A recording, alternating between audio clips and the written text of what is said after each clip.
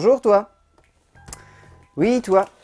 Toi qui ne comprends absolument rien au temps et à la météo et qui préfère te réfugier dans le doux et tendre confort d'un fauteuil de cinéma, ce nouveau numéro est fait pour toi. Aujourd'hui dans ce numéro consacré aux sorties du mois de septembre, que dois-tu absolument voir dans les salles? Dans un recoin de ce monde.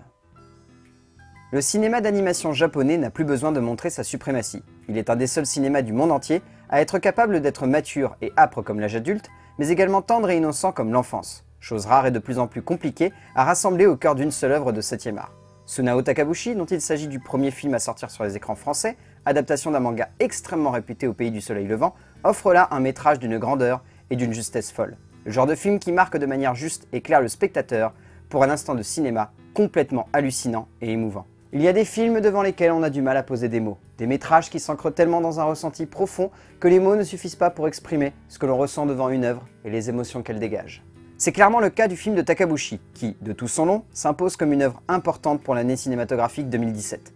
Une œuvre parvenant à cristalliser dans un seul instant de cinéma le grandiose et le personnel, l'universel et l'intime, la forme et la grandeur d'une aventure simple et humaine.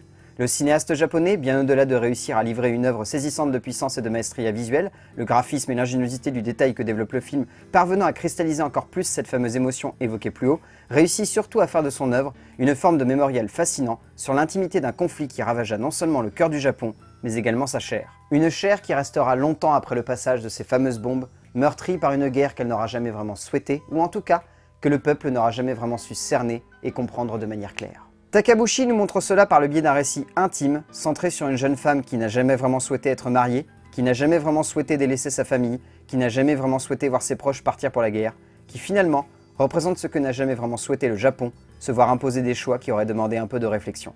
Bien plus qu'une œuvre testamentaire sur une époque triste et violente, Takabushi livre ici un métrage émotionnellement dense, une œuvre qui saisit le spectateur à la gorge et qui se permet de le lâcher seulement à la dernière seconde d'un film qui reste ancré dans la mémoire d'un spectateur, transporté par un récit délicat et sensible. Vous l'aurez compris donc, foncez voir Dans un recoin de ce monde. C'est une œuvre qui parle avec le cœur de sujets extrêmement complexes, avec une sensibilité folle et qui transporte par son regard juste et intime sur un événement important de l'histoire de l'humanité.